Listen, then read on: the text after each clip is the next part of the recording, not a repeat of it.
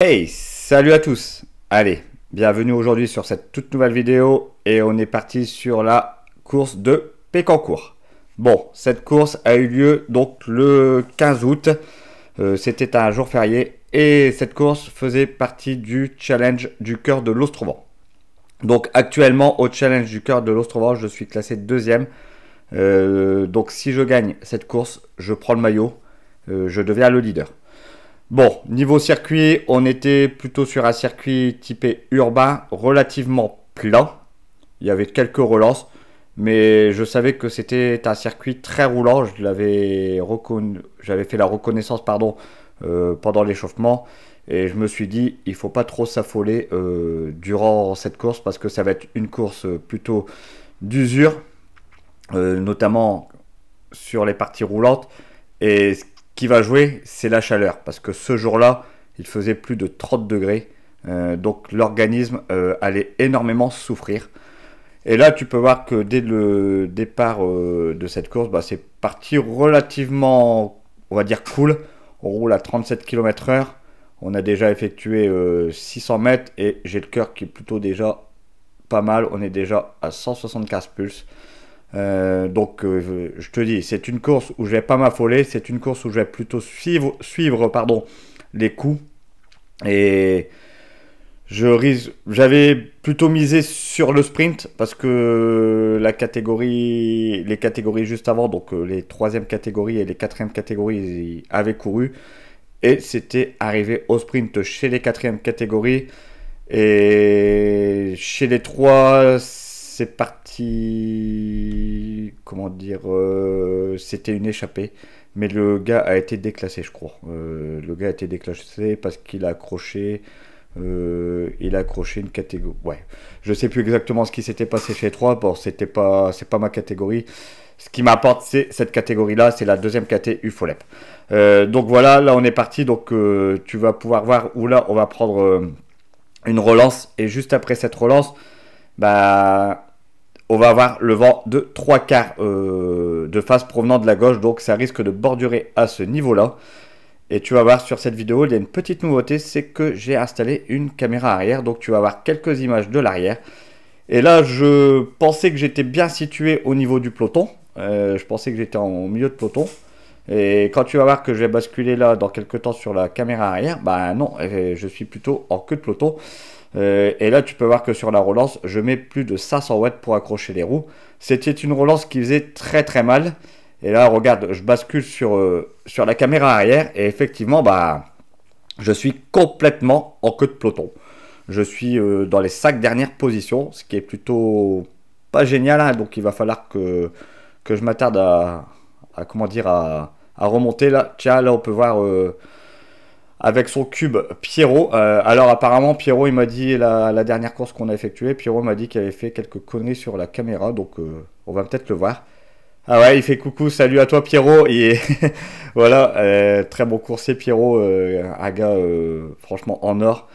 Donc là, tu peux voir que sur cette grotte départementale, je commence à remonter parce que je me suis dit, ça risque d'être chaud. S'il y a une échappée, je ne serai pas capable de remonter tout le peloton, de rattaquer et d'accompagner ce coup. Bon, là, tu peux voir quand même, le premier tour, on l'a bouclé quand même à une vitesse moyenne considérablement importante. Hein. On était à plus de 40 de moyenne sur ce premier tour. Je te donnerai les statistiques de la course en fin de vidéo. Donc c'était une course, on était parti pour 60 bornes. Donc c'est pour ça il fallait pas s'affoler. C'était une course relativement courte, mais qui va être très intense. Bon, on va arriver donc sur ce premier tour bouclé où malheureusement rien ne s'est passé. Là tu vois, je te rebascule directement sur la caméra avant. Je remonte légèrement le peloton, mais il n'y a eu aucune échappée, aucune tentative d'échapper lors de ce premier tour.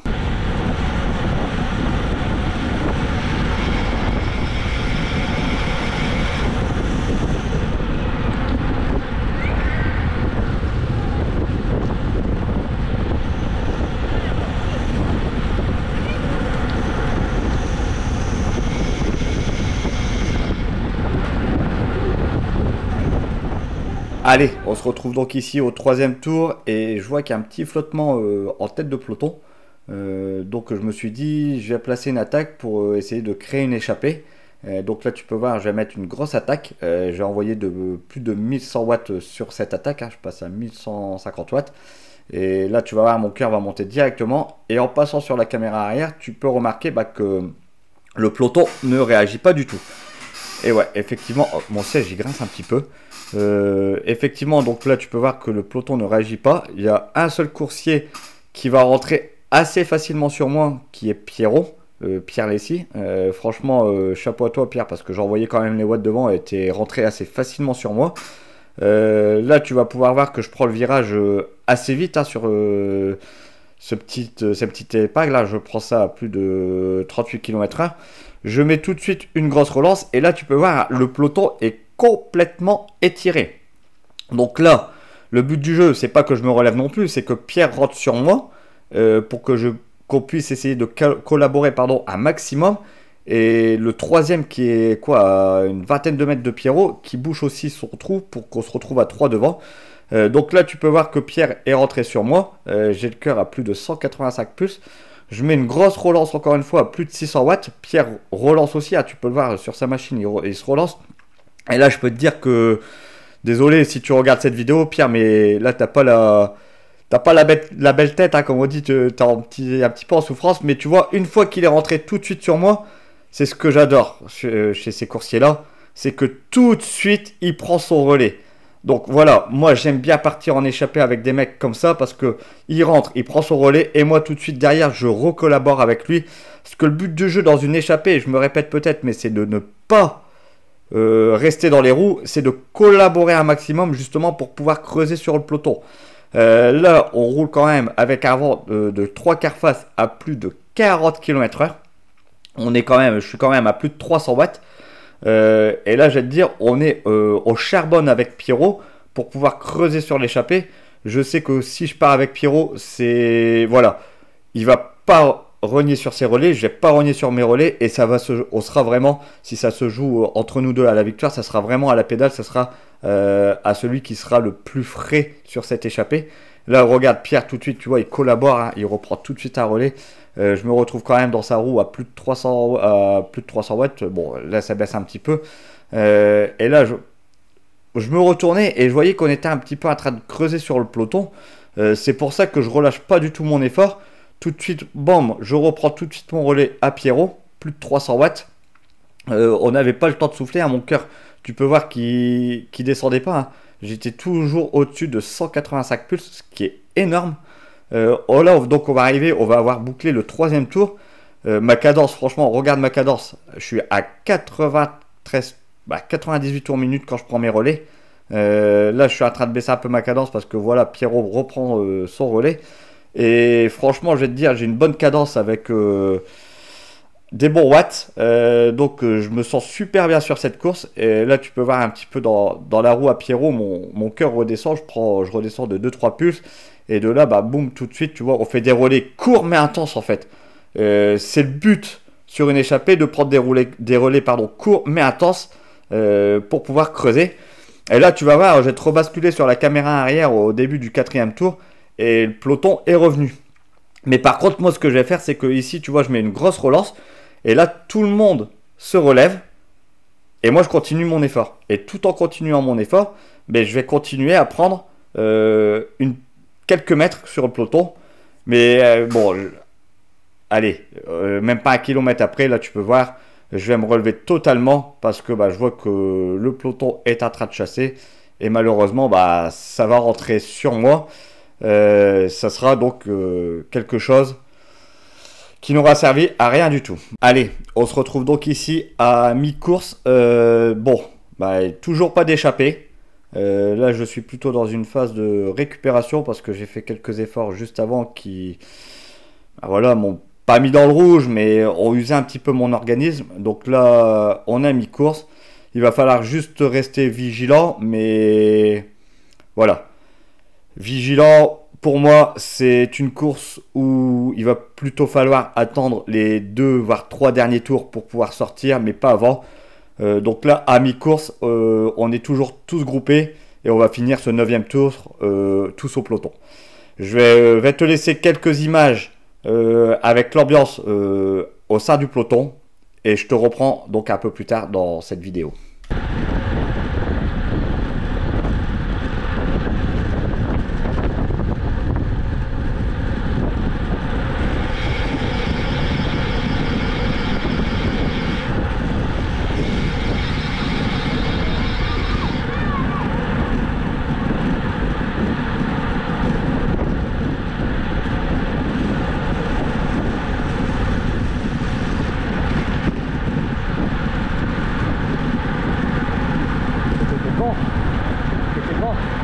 C'est dur.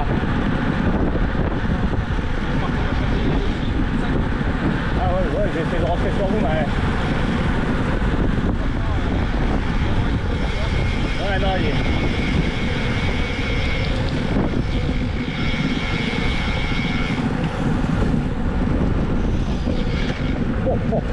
Oh.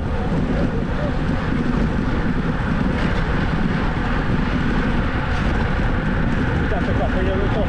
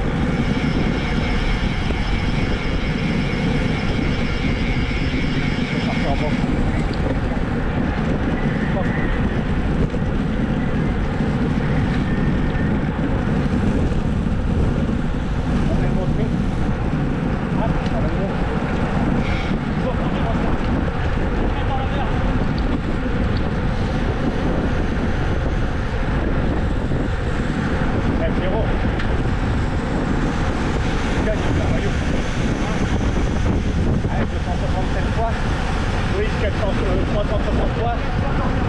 Voilà. Il faut rien faire 1 km, hein. Elle est dure, hein. Il va falloir rester aussi. Ouais.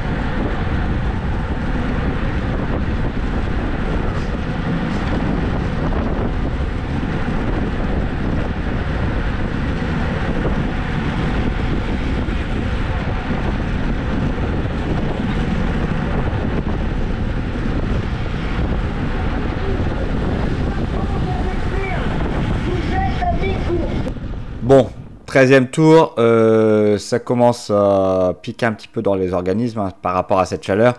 Et là, il y a Pierre et Gwendael, si je me souviens bien de son prénom. Si tu passes par cette vidéo, si j'ai fait une erreur, rectifie-moi.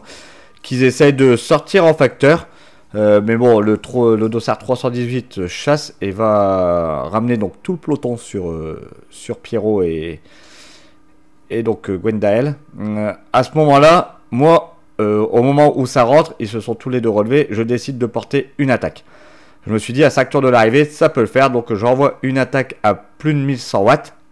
Et tu vas voir que quand je vais basculer sur la caméra arrière, ben, ça sert à rien que je continue de forcer. parce que bah en fait tout le monde a réagi à mon attaque et en fait là le peloton se retrouve en filagène. Donc à ce niveau-là, ça ne sert à rien de continuer de rouler. Je coupe complètement mon effort et je vais venir me reglisser tranquillement dans les 10 premières positions afin de ne pas rater maintenant les coups qui peuvent partir parce qu'on est quand même à 5 tours de l'arrivée. Donc ça peut aller très très vite. 15e tour, et voilà, là tu peux voir qui est-ce qui attaque. Pierre. Donc tout de suite, je décide de y aller. Donc 2 tours après mon attaque, c'est Pierrot qui attaque. Je décide de y aller. Et quand tu vas voir, je bascule sur la caméra arrière, j'ai embarqué avec moi David. Salut à toi David si tu passes par là. Là on est à plus de 300 watts. Je vais rentrer sur Pierrot. David a pas su collaborer pour rentrer sur Pierrot. Une fois que je suis rentré sur Pierrot, on va commencer donc à tourner à 3. Là, David va prendre ses relais. C'est aussi un coursier que j'apprécie énormément parce qu'il ne, comment dire, il ne compte pas ses efforts. C'est quelqu'un que quand il se retrouve en échappée, il fait vivre les échappées aussi. Il compte pas ses efforts. Merci à toi David de faire vivre ses échappées. Et là, tu vois, je rebascule sur la caméra avant. Et là, je prends donc mon relais à Pierrot. Et on va s'entendre à merveille. David va prendre mon relais et on va tourner comme ça en essayant de creuser un maximum sur le peloton. Je peux te dire que là j'ai quand même le cœur à 185 pulses. Ma cadence elle diminue un petit peu. Ah, là tout de suite je reprends le relais à David. Pierrot est en train de s'alimenter si mes souvenirs sont bons. Voilà, après ça arrive de sauter quelques relais dans les échappées. On peut pas être non plus à 100% de ses capacités. Même moi en tant que coursier, je saute quelques relais. Oui, je m'en cache pas, je saute quelques relais. Comme on dit, c'est l'intelligence de course. Et là, tu peux voir que en fait, sur la caméra arrière, on est en train de creuser légèrement, mais pas plus que ça. Ça chasse quand même, ça roule énormément fort au niveau du peloton. On roule quand même à 46 km/h. Donc je peux te dire que derrière le peloton est en train de revenir sur nous. Donc pour moi, le peloton roule plus fort que nous. À savoir quand même qu'un peloton roulera toujours plus fort que 3 hommes, à moins qu'ils se relèvent totalement et que nous on s'entende à merveille à l'avant. On se retrouve directement à l'entame du 16e tour et on va couper complètement notre effort parce que le peloton revient sur nous. Ça sert à rien de continuer de griller ses cartouches, sachant qu'il reste plus que 2 tours. Donc là je me suis dit, j'ai essayé à 3 tours de l'arrivée, Pierrot a attaqué à 3 tours de l'arrivée, ça n'a pas fonctionné. Là, le peloton est juste à notre rousse, il se situe à 50 mètres. Bon, c'est tout. Il faut pas réessayer d'attaquer. Pour moi, c'est tout. Ça va arriver au sprint. Donc maintenant, je vais plus me concentrer sur le sprint. Et tu vas voir la fin de vidéo, effectivement, ça va arriver au sprint. Regarde. Je rebascule sur la caméra arrière et le peloton est juste là. David a dit qu'il fallait continuer, mais ça ne servait à rien. On aurait fait quoi? Allez, 500 mètres de plus ensemble et on aurait utilisé un peu plus d'énergie. Et franchement, pour le dernier tour, ça n'aurait pas été top. Bon, donc on se retrouve directement au dernier tour. Et je te l'ai dit, ça va donc arriver au sprint. Il n'y a plus personne qui va sortir. Donc là, je vais venir me replacer. Là, je suis en tête de peloton. Tu peux voir que je suis dans les 15 premiers. Et le but du jeu, c'est que dans les 2 derniers kilomètres, là, tu peux voir la sacrée vague quand même. Franchement, c'était chaud. On n'est pas passé loin de la chute quand même. Sacrée vague et très bon réflexe de Pascal Deblicky. Donc là, tu vas voir que dans les 2 derniers kilomètres, il ne faut pas quitter la 5e place. Pour être emmené au meilleur. Moi, j'ai pas de coéquipier chez les 2e catégories, donc moi en fait je me cale beaucoup dans les roues des meilleurs sprinteurs, étant donné que je suis un très bon sprinter. Là, je me retrouve dans la roue à Jean-Jacques.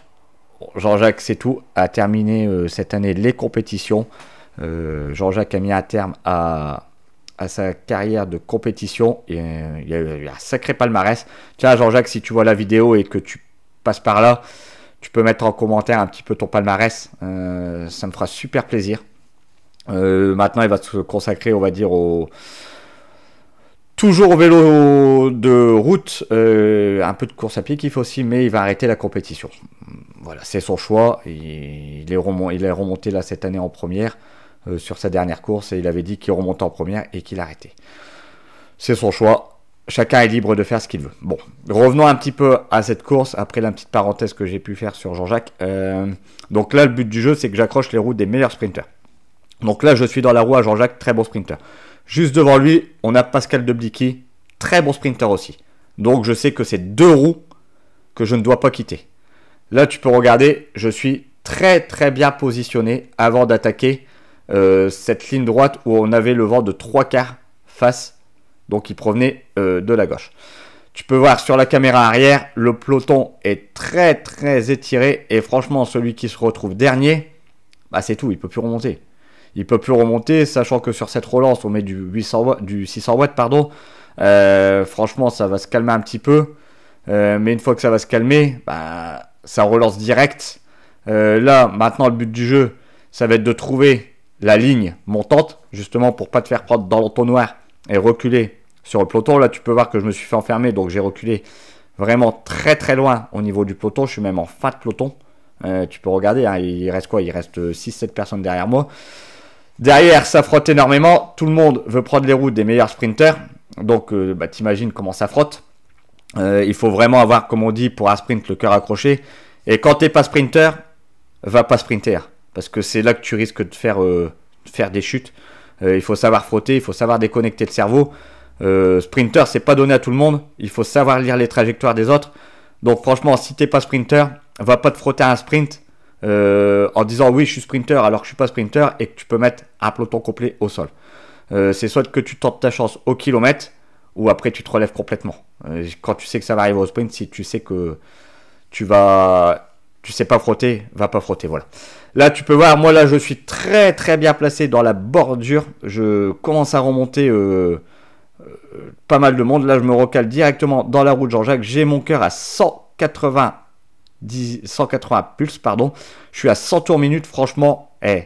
Là, je suis emmené royal. On est à moins d'1 kilomètre de l'arrivée. Et là, tu vas voir, juste avant ce que je parlais de sprinter, c'est parce que là, tu vas voir le gars de Ernie, voilà, il est là. Et tu vas voir, il va venir complètement se décaler sur moi. Voilà. Et après, regarde, il coupe complètement le peloton. Là, il passe alors qu'il n'a pas le lieu de passer. Et là, regarde comment il coupe le peloton.